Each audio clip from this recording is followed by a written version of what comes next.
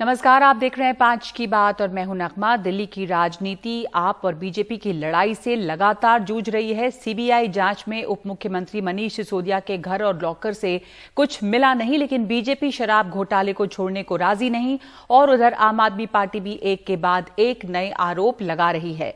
अब देखिए कि आज नया क्या हुआ। आज बीजेपी ने एक प्रेस कॉन्फ्रेंस की है और उसमें एक स्टिंग का वीडियो दिखाया है और फिर से नई शराब नीति में भ्रष्टाचार के आरोप लगाए हैं।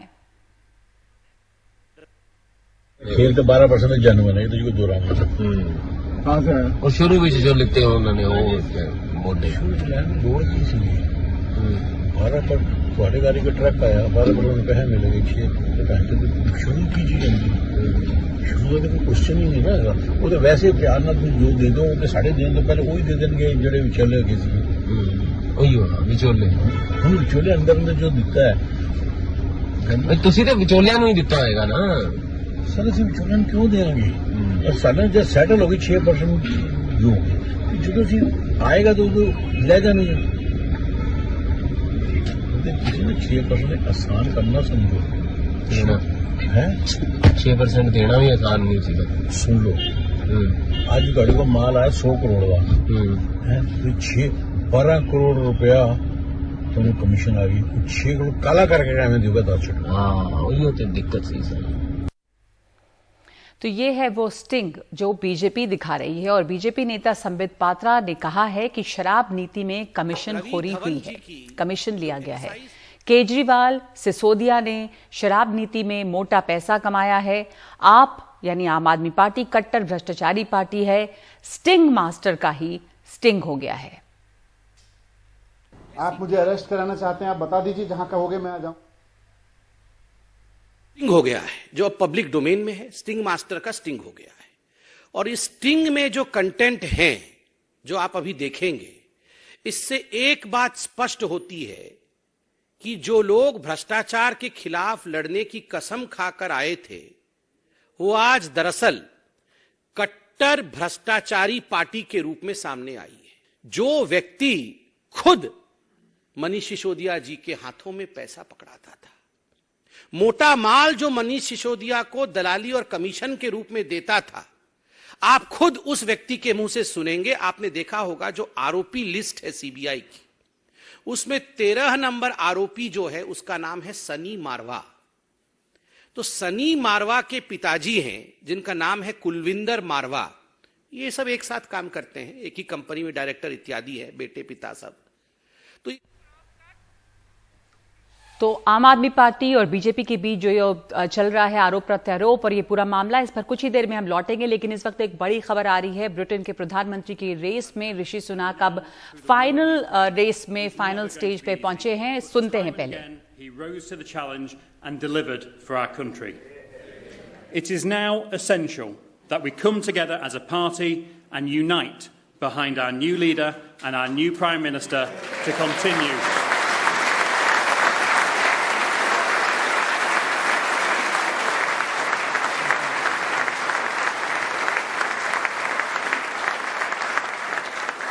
Our new Prime Minister will build on the outgoing Prime Minister's legacy and continue to deliver prosperity, opportunity and security for everyone. So with no further ado, will you please warmly welcome our two fantastic candidates, Rishi Sunak and Liz Truss.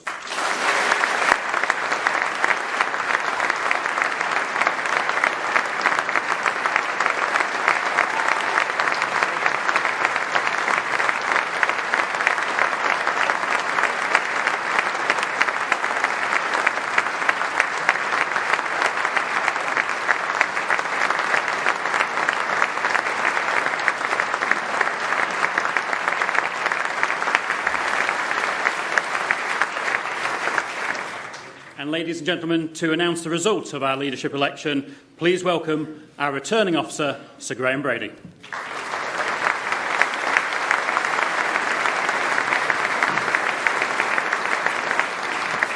Thank you, Andrew. Good afternoon, everybody. On the 7th of July, the Prime Minister announced his resignation as leader of our party. The 1922 committee then organised 5 ballots over an 8-day period. concluding the part of the leadership election for which we have responsibility, and putting forward the candidates to the National Convention and CCHQ for the programme of hustings all over the United Kingdom and the ballot of the membership that is now concluded. I work closely with the board of the party, CCHQ and Civica Electoral Services to ensure that all qualifying members had the opportunity to vote and to ensure that our ballot was secure as well as free and fair. I'd like to thank the 1922 executive, and in particular my fellow officers, Naz Ghani, Will Wragg, Sir Geoffrey Clifton-Brown, Bob Blackman and Gary Sambrook, and our staff for all of their help and support, especially during the administration of the parliamentary rounds of voting. I would like to thank the party board and staff for all their hard work organising the hustings, which allowed so many members to see the candidates in action, whether in person or online. I'm grateful to CES for the professionalism with which they have dealt with the ballot in distributing, collecting and counting the votes, both online and by post. Finally, I want to thank all the party members who have taken this responsibility very seriously, all the candidates who put themselves forward for election, and in particular my colleagues Rishi Sunak and Liz Truss, who ran such excellent campaigns in the full glare of media scrutiny and who showed themselves to be outstanding candidates to be the leader of our party.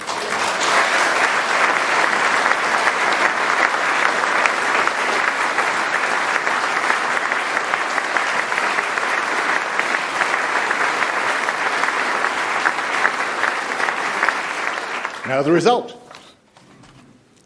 I, Sir Graham Brady, the returning officer for the Conservative and Unionist Party leadership election, declare that the total number of eligible voters was 172,437. The turnout in the election was 82.6%. The total number of votes rejected was 654. The total number of valid votes given to each candidate was as follows. Rishi Sunak, 60,399. Liz Truss, 81,326. Therefore, I give notice that Liz Truss is elected as the leader of the Conservative and Unionist Party. Liz, come up on stage.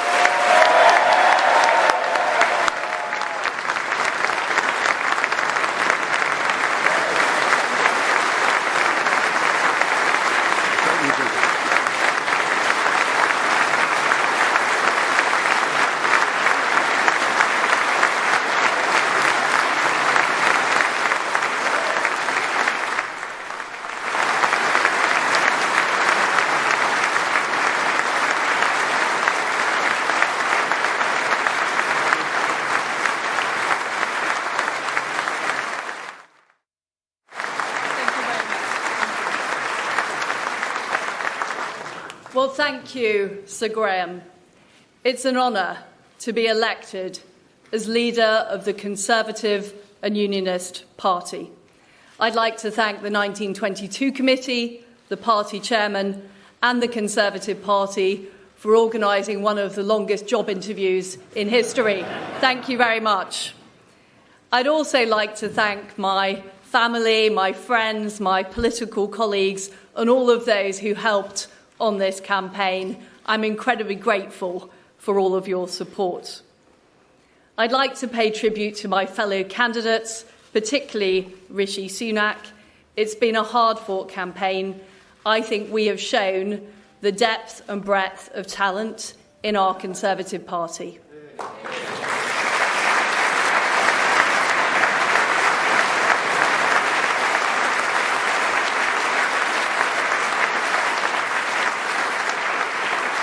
And I also want to thank our outgoing leader, my friend, Boris Johnson.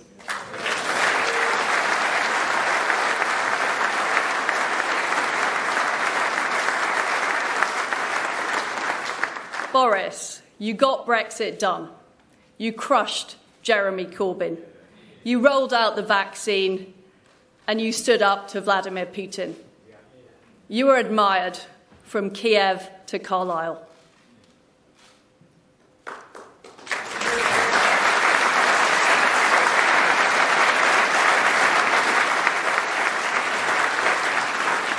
friends and colleagues, thank you for putting your faith in me to lead our great Conservative Party, the greatest political party on earth.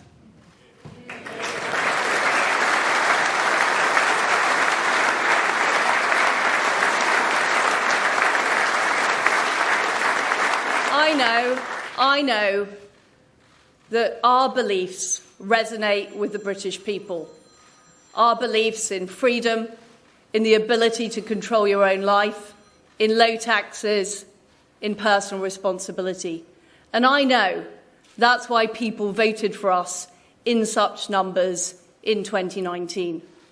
And as your party leader, I intend to deliver what we promised those voters right across our great country.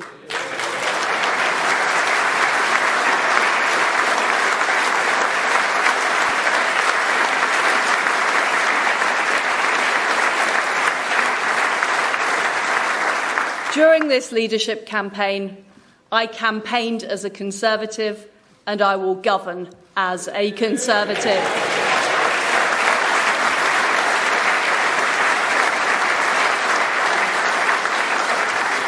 And my friends, we need to show that we will deliver over the next 2 years.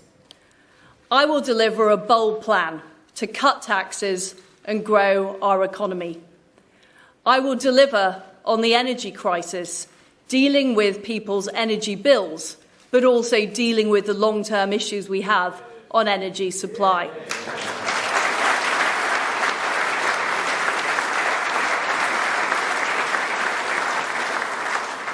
And I will deliver on the National Health Service.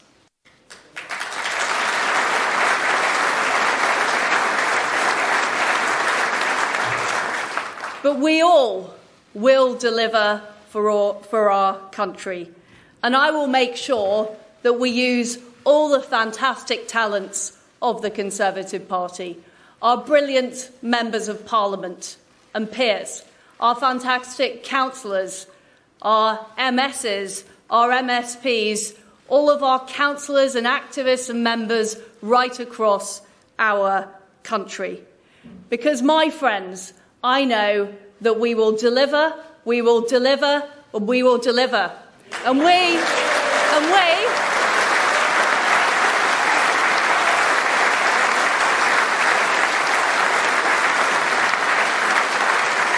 we will deliver a great victory for the Conservative Party in 2024. Thank you. Thank you.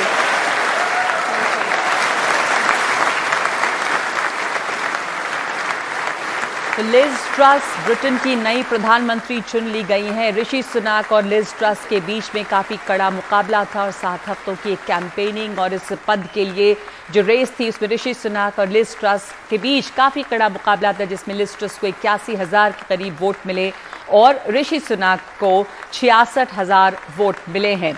Conservative party की Liz truss जो है वो जीती हैं और नई प्रधानमंत्री बनेंगी वो ब्रिटेन की। बोरिस जॉनसन का 3 साल का कार्यकाल खत्म हुआ है। उमाशंकर मेरे सहयोगी हमारे साथ जुड़ रहे हैं। इस पर बहुत बड़ी चुनौतियां हैं लिज ट्रस के सामने। ऋषि सुनाक और उनके बीच में कड़ा मुकाबला था, वो आगे निकली। जो उनके कैंपेन था उसकी क्या खास बातें रहीं?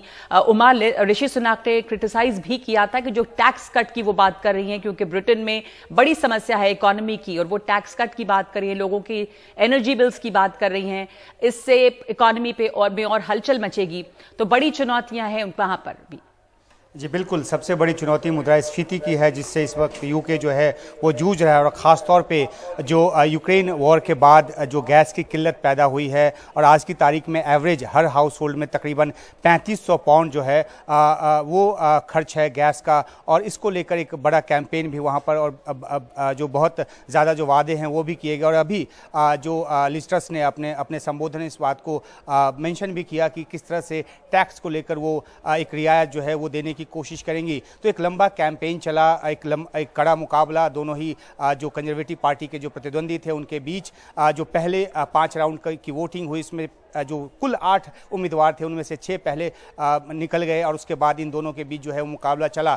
तो काफ़ी निगाहें इस बात को लेकर थी कि क्या भारतीय मूल के ऋषि सुनक जो हैं उनको ये मौका मिलता है यूके का पीएम बनने का। लेकिन तमाम कोशिशों के बावजूद और बहुत तरह से उन्होंने कैंपेन किया। उन्होंने न सिर्फ टैक्स को लेकर रिफॉर्म की बात की, टैक्स घटाने की बात की, बल्कि यहाँ तक कि उन्होंने गायों की पूजा भी की जाकर, ताकि उनको जो है वो ज़्यादा से ज़्यादा वोट मिले। लेकिन अब आखिरकार नतीजा आ गया है और जो लिज ट्रस हैं उनको ये मौका मिला है और आगे की जो प्रक्रिया है वो इस तरह से पूरी होगी कि कल जो है वो जो अभी मौजूदा जॉनसन जो आउटगोइंग पीएम हैं वो एक संक्षिप्त भाषण देंगे और वो जाकर क्वीन से मिलेंगे और उसके बाद वहाँ से जो नई जो प्रधानमंत्री चुनी गई हैं वो क्वीन से मिलने के बाद 10 डाउनिंग स्ट्रीट में आकर अपना जो कार्यभार है वो संभालेंगी। तो एक लंबी प्रक्रिया जिसका इंतज़ार था वो ख़त्म हुआ और यूके को अपना नया प्रधानमंत्री मिल गया है लिज ट्रस के रूप में। नगमा जी, शुक्रिया आपका उमा। लिज ट्रस प्रधानमंत्री बन गई हैं, नई प्रधानमंत्री ब्रिटेन की। बोरिस जॉनसन का 3 साल का जो कार्यकाल रहा वो खत्म होकर कंजर्वेटिव पार्टी की ही लिज ट्रस जो हैं वो प्रधानमंत्री बनी है। उन्होंने बोरिस जॉनसन का धन्यवाद भी दिया है, कहा कि कैंपेन किया उन्होंने कंजर्वेटिव नेता के तौर पे और एक कंजर्वेटिव नेता के तौर पर ही वो ब्रिटेन की प्रधानमंत्री के तौर पर काम करेंगी। तो ब्रिटेन में नई प्रधानमंत्री लिज ट्रस बनी है। ऋषि सुनक जो भारतीय मूल के हैं वो इस रेस में दूसरे नंबर पर थे और दोनों के बीच कड़ा मुकाबला था फाइनल में, लेकिन उनको 66,000 वोट मिले और लिज ट्रस को 81,000 वोट मिले हैं। तो बीजेपी ने एक स्टिंग वीडियो के जरिए आम आदमी पार्टी पे आरोप लगाया है कि कैसे शराब घोटाले में काफी बड़ी यहां पे रिश्वतखोरी हुई है। लेकिन दिल्ली के डिप्टी सीएम मनीष सिसोदिया ने आरोपों का जवाब देते हुए कहा कि जब सीबीआई से क्लीन चिट मिल गई तो बीजेपी कह रही है कि देखो सीबीआई नहीं ढूंढ पाई, हम स्टिंग कर देंगे। फिर उसके बाद किसी सड़क चौराहे पर खड़े होकर किसी को गाड़ी में बिठाकर कुछ करते हैं, उसके सवाल जवाब करते हैं। वो क्या कोई स्टिंग है? ये तो मजाक है। ऐसे स्टिंग तो मेरे पास भी हैं, मैं भी कल दे दूंगा। बहुत सारे मेरे पास ऐसे स्टिंग हैं। अब जब सीबीआई से एक तरह से क्लीन चिट मिल गई कि जी इनके पास तो कुछ नहीं मिल रहा, तो अब बीजेपी कह रही है जी देखो सीबीआई नहीं ढूंढ पाई, अब हम स्टिंग करके देंगे। फिर वो कोई सड़क पे चौराहे पे खड़े होकर किसी को गाड़ी पे बिठा के कुछ कहते हैं, उसके कोई सवाल जवाब करते हैं। वो स्टिंग है? मजाक है। तो ऐसे स्टिंग मेरे पास भी है, मैं भी दे दूंगा कल बहुत सारे, फिर आप उसको भी चलाना।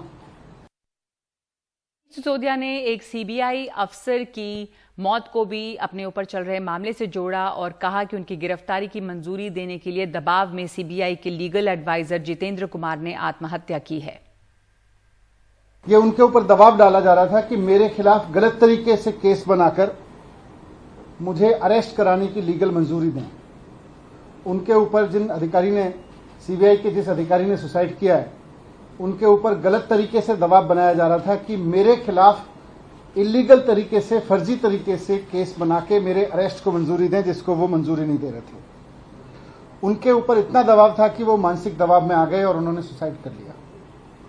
ये बहुत दुखद घटना है कि सीबीआई के एक अधिकारी को, जिसको दिख रहा था कि पूरा का पूरा मामला फर्जी है, उसके ऊपर इतना दबाव बनाया गया गलत काम करने के लिए कि उसको आत्महत्या करने पर मजबूर होना पड़ा। और सिसोदिया ने प्रधानमंत्री से 3 सवाल भी पूछे हैं। प्रधानमंत्री नरेंद्र मोदी से सवाल पूछा है कि अगर आप चाहते हैं तो मुझे गिरफ्तार करें, लेकिन अपने अधिकारियों के परिवारों को बर्बाद ना करें। प्रधानमंत्री से पूछना चाहता हूं, मनीष सिसोदिया ने कहा, कि क्यों अधिकारियों पर इतना अधिक दबाव डाला जा रहा है कि वो ऐसा कदम उठाते हैं। प्रधानमंत्री मोदी को बताना चाहिए कि केंद्र के पास क्या एकमात्र काम सिर्फ ऑपरेशन लोटस चलाना ही रह गया है। जिस तरह राज्यपालों और उपराज्यपालों, सीबीआई, ईडी पर दबाव डालकर उल्टे काम कराए जा रहे हैं। तीसरा सवाल है कि जनता की चुनी सरकार को कुचलने के लिए और कितनी कुर्बानियां लेंगे। इस पर ये जो आरोप प्रत्यारोप है ये लगातार चल रहे हैं, मामला सुलझ नहीं रहा। हमारे साथ रवि श्रीवास्तव हैं, आप समर्थक, और पीकेडी नाम्बियार हैं, बीजेपी के समर्थक। पीकेडी नाम्बियार ये बार बार कह रही है आम आदमी पार्टी, और मनीष सिसोदिया ने कहा कि सीबीआई की तमाम जांच में कुछ भी नहीं मिला। जब नहीं मिला तो गाड़ी में एक ऐसा स्टिंग ऑपरेशन कराते जिसमें कुछ भी साफ नहीं है। ऐसे स्टिंग का क्या मतलब? ऐसा स्टिंग तो कोई भी ला सकता है। तो क्या साबित होता है स्टिंग वीडियो से?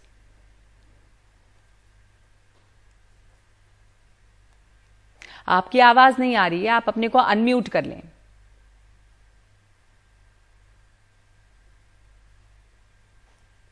Can I come in? जी, आपकी आवाज अभी आ रही है, जी बोलिए। नगमा, मैं बोलूं? आप सुन सकते हो नगमा जी, हम सुन सकते हैं। एक मिनट, पीकेटी नाम्बियार जी, आपकी आवाज आ रही है, बोलिए।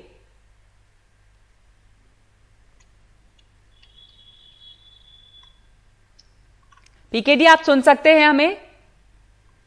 मैं सुन सकता हूँ नगमा जी, आप मेरी आवाज सुन सकते हैं? आ रही है, बोलिए। जी, मैंने आपसे पूछा था कि ये स्टिंग ऑपरेशन का क्या मतलब है, स्टिंग वीडियो से क्या साबित होता है? ये स्टिंग ऑपरेशन से एक तरह से ये खुला छूट मैदान में ऐसे करोड़ों रुपए का और 6%, 8%, 10% का इस तरह से जो इवन ब्लैकलिस्टेड कंपनियों के साथ भी मिलकर एक लिकर स्कैम जो असलियत में दिल्ली में पिछले 1 वर्ष में हुआ है, ये एक तरह से हमारे ठीक सामने आ गया। अभी तक ये सब चीज तो एक तरह से आरोप और प्रत्यारोप में ही चल रहा था। अब धीरे धीरे वहां तक भी बात, आप वीडियो पूरा सुना हो तो आपको ये भी पता चल रही कि ये आम आदमी पार्टी के लोगों ने इवन पंजाब का भी ठेके का जो लाइसेंस देने के लिए भी इन लोगों को ऑफर दे रखा है। मैं समझता हूं कि दो चीज इसमें डिस्कस करना चाहिए। एक तो स्टिंग ऑपरेशन, ये तो ये आ जाएगा और भी आ जाएगा, आते रहेंगे, लेकिन आम आदमी पार्टी और मनीष सिसोदिया आज भी हिट एंड रन में ही विश्वास कर रहा है। तो जब सीबीआई की जांच में इतना ज्यादा मनीष सिसोदिया का ये कहना है, ऑपरेशन लोटस के ऊपर उन्होंने बोला उनके पास पूरी स्टिंग का और उन्होंने वीडियो ऑडियो सब जारी करेंगे। 15-20 दिन निकल चुका है, आज तक उन्होंने कोई खुलासा नहीं किया। सिर्फ ये है कि आम आदमी पार्टी का सिर्फ एक ही काम है, प्रेस कॉन्फ्रेंस करना, झूठ के ऊपर झूठ बोलते रहना। नहीं, तो बीजेपी भी तो सिर्फ प्रेस कॉन्फ्रेंस ही कर रही है, पीकेटी नाम्बियार, और दूसरे की ये कह रहे मनीष सिसोदिया कि जब सीबीआई से कुछ नहीं मिला तो क्या आप स्टिंग ऑपरेशन की क्या लीगैलिटी है कानून की नजर में? सीबीआई ने, यही मैं कहना चाह रहा था नगमा जी आपसे कि सीबीआई ने क्लियरली एक अभी ट्वीट करके ये कह दिया है कि ना किसी भी अक्यूज्ड को, किसी को भी उन्होंने आज अभी कोई क्लीन चिट नहीं दिया है, उनका इंक्वायरी जारी है। तो मैं ये नहीं समझता हूं कि जो मनीष सिसोदिया अपने आप को खुद को सर्टिफिकेट देने में, अगर कोई पार्टी या कोई व्यक्ति, इससे बड़ा नहीं हो सकता अरविंद केजरीवाल और मनीष सिसोदिया, वो खुद को ही सर्टिफिकेट देते रहते हैं। सीबीआई ने दोनों चीज किए हुए। तो ठीक है, रवि श्रीवास्तव, मैं आपकी प्रतिक्रिया इस पर, रवि श्रीवास्तव आपकी प्रतिक्रिया, सीबीआई ने क्लीन चिट नहीं दी है, केजरीवाल और मनीष सिसोदिया खुद को क्लीन चिट दे रहे हैं, अभी कुछ साबित नहीं हुआ है।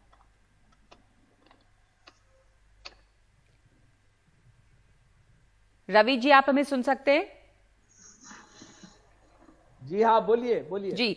तो आम आदमी पार्टी खुद ही को क्लीन चिट दे रही है, सीबीआई ने तो क्लीन चिट नहीं दिया है आपको, पीकेटी नाम्बियार का कहना है। देखिए, पीकेटी नाम्बियार कुछ भी कहे, मेरा ये कहना है कि ये पूरा का पूरा स्टिंग जो है वो बोगस है। क्यों? क्योंकि इसके अंदर एक आरोपी के पिता को बिठा करके कुछ बयान दिलवाया गया है और ये बीजेपी का पुराना हैंडीवर्क है। उनका आईटी सेल यही काम करता है, फेक फोटोशॉप करना, फेक वीडियोस बनाना और मलाइन करना। इसमें कोई भी बात ऐसी नहीं है जो आरोप को कोई साबित करती हो, और ये किसी ऑथेंटिक एजेंसी का नहीं है, ये बीजेपी का अपना क्रिएट किया हुआ है। तो इसकी कोई सैंक्टिटी नहीं है और इसका कोई कॉग्निजेंस कोई लेने वाला भी नहीं है। तो ये मेरा कहना है कि मनीष सिसोदिया ने जो बात कही है कि सीबीआई पे जानबूझ के दबाव बनाया जा रहा है, प्रेशर बनाया जा रहा है, उनके एक अधिकारी ने आज आत्महत्या भी की है। मुझे नहीं पता कि वो आत्महत्या इसी केस में थे, वो तो उन्होंने की है, पर यह है कि सीबीआई पर गलत प्रेशर बना करके लोगों को फंसाने का काम किया जा रहा है। तो ये चीज गलत है बिल्कुल, और ऐसा वीडियो या ऐसे स्टिंग का कोई कीमत नहीं है और इसको कोई, आपने ये वीडियो देखा है, इससे क्या साबित होता है रवि श्रीवास्तव? मैंने बिल्कुल देखा है। किसी कुलविंदर जो पिताजी है, एक सनी नाम के आरोपी के पिताजी हैं, वो कह रहे हैं कि 60 करोड़ रुपए मैंने दिए थे, 12% कोई दे रहा था। ये सब बातें बेबुनियाद है, पूरा बोगस स्टिंग है। इसके कोई कॉग्निजेंस की कोई जरूरत नहीं है, इसमें कोई भी तथ्यात्मक बात नहीं है। एक आरोपी के पिताजी और क्या कहेंगे कि मेरा बेटा निर्दोष है और उससे रिश्वत मांगी गई थी। ठीक है, तो मान लीजिए कि ये स्टिंग जो है ये इसका कोई मतलब नहीं है और ये मजाक है, जैसा मनीष सिसोदिया कह रहे हैं, लेकिन सीबीआई ने क्लीन चिट दी है, ये जो आप लोग बार बार कहते हैं, मनीष सिसोदिया कह रहे हैं, तो सीबीआई की क्लीन चिट तो है नहीं, उनकी जांच तो जारी है, अभी तैयार रहे, हमें कोई समस्या नहीं है। 31 जगहों पर रेड की गई, 1 रुपया भी नहीं पकड़ा गया। मनीष सिसोदिया के घर पे रेड की गई, 1 रुपया नहीं मिला। उन्होंने उनके घर के लॉकर तक देखे, 1 रुपया भी नहीं मिला। तो अब ये और क्या कहा जा सकता है? जब चाहे तब सीबीआई अपनी क्लीन चिट दे सकती है। पीकेडी नाम्बियार, बीजेपी मानने को तैयार नहीं कि घोटाला नहीं हुआ। जब सीबीआई के रेड्स में कुछ नहीं मिला मनीष सिसोदिया के हाथ, तो अब आगे मतलब शराब घोटाला हुआ है, इसको कैसे, क्या ये स्टिंग ऑपरेशन के जरिए साबित करेगी बीजेपी? पहली बात तो यह है कि रेड और या कोई का जो रेड होता है वो सिर्फ वो कैश पकड़ने के लिए नहीं होते। तो ये अगर किसी को ऐसे लगता है कि सिर्फ वो करेंसी लेके आने के लिए सीबीआई या ईडी रेड करते हो या और कोई भी एजेंसी करते हो, ये गलत है। मुझे लगता है कि खुद को क्लीन चिट देना बंद करे। अगर एक इन्वेस्टिगेशन ऑन है, उसका जब नतीजा आ जाएगा, जैसे दूध का दूध तो अभी दिल्ली में कोई बोलता नहीं है, अभी तो शराब का शराब बाहर आ जाएगा, सबको पता चल जाएगा। अब क्या है कि जैसे एक कहावत है ना, कहावत तो नया कहावत है एक तरह से, पैरासिटामोल को भी बुखार हो गया, ये वाली कहानी है। एंटी करप्शन के नाम पे आया हुआ एक पार्टी और उनका मुख्यमंत्री और उप मुख्यमंत्री आज की तारीख में हर रोज उनको जवाब देना पड़ता है करप्शन चार्जेस के ऊपर, एक के ऊपर एक। मुझे लगता है कि स्टिंग ऑपरेशन सही हो गलत हो वो तो टाइम बताएगा। एक चीज तो जरूर है, दिल्ली के अंदर हर किसी को जो भी व्यवसाय से जुड़ा हुआ है, लिकर बिजनेस से जुड़ा हुआ, सबको पता है किस तरह से 6%, 8%, 20% उस लेवल पे बहुत बड़े पैमाने पे ये करप्शन चल रहे थे। जी पीकेडी नाम्बियार, धन्यवाद आपका। आपने कहा कि बहुत बड़ा ये करप्शन चल रहा था और जो पार्टी भ्रष्टाचार के खिलाफ एक प्लैंक बनाकर, एक मुद्दा बनाकर पावर में आई थी, वो भ्रष्टाचार में फंसी है। तो आपने कहा कि एक मजाक चल पड़ा है कि पैरासिटामोल को बुखार हो गया।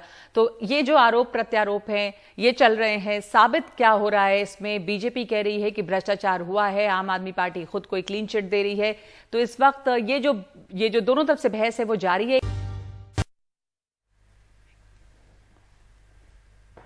सियासी घमासान के बीच झारखंड की सत्ताधारी सोरेन सरकार ने आज विधानसभा में विश्वास मत हासिल किया। सत्ता पक्ष को 81 में से 48 वोट मिले। वोटिंग के वक्त विपक्ष ने सदन से वॉकआउट किया। विश्वास मत पर बोलते हुए मुख्यमंत्री हेमंत सोरेन ने बीजेपी पर जमकर हमले किए। कहा कि एक आदिवासी को राष्ट्रपति बनाने वाली बीजेपी एक आदिवासी मुख्यमंत्री को सत्ता से हटाना चाहती है।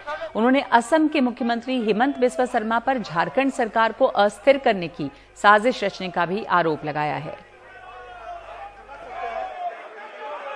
ये वही सामंतवादी लोग हैं और वही मनुवादी लोग हैं जिनकी वजह से आज तक इस देश का न आदिवासी, न दलित, न पिछड़ा आगे आ पा रहा।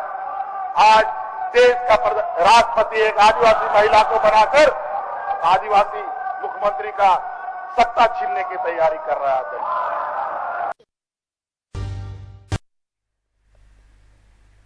बेंगलुरु के निचले इलाकों में पानी भर गया है। सड़कों पर पानी जमा है और लोग इन्हीं रास्तों से आने जाने को मजबूर हैं। पानी की वजह से गाड़ियां बंद भी हो सकती हैं, लेकिन घर, दफ्तर और रोजी रोटी के जरूरी काम नहीं रुकते, इसलिए बाहर निकलना पड़ता है। परेशानियां और भी हैं। पानी के साथ ढेर सारा कूड़ा कचरा भी बिखरा पड़ा है।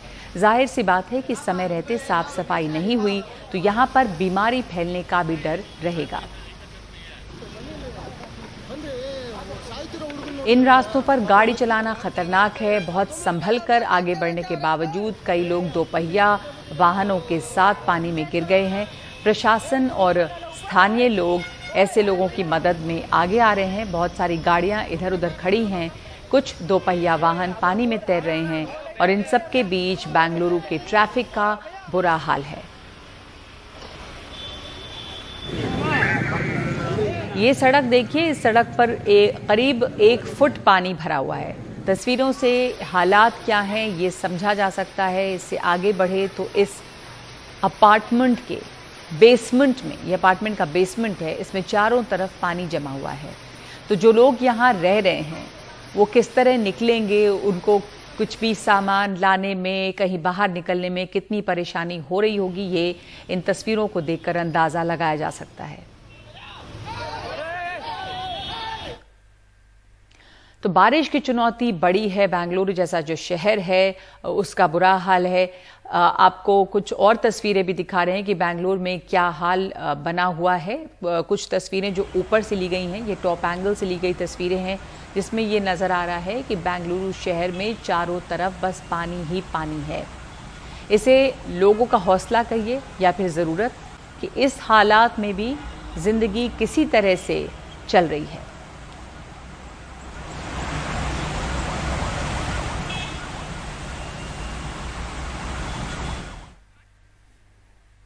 और तेलंगाना के मुख्यमंत्री के चंद्रशेखर राव ने 8 इंटीग्रेटेड डिस्ट्रिक्ट कलेक्ट्रेट कॉम्प्लेक्सेस का उद्घाटन किया है। ऐसे 4 कॉम्प्लेक्स पहले से काम कर रहे हैं। इसके पीछे सोच एक ही छत के नीचे सभी नागरिक सुविधाएं प्रदान करना है।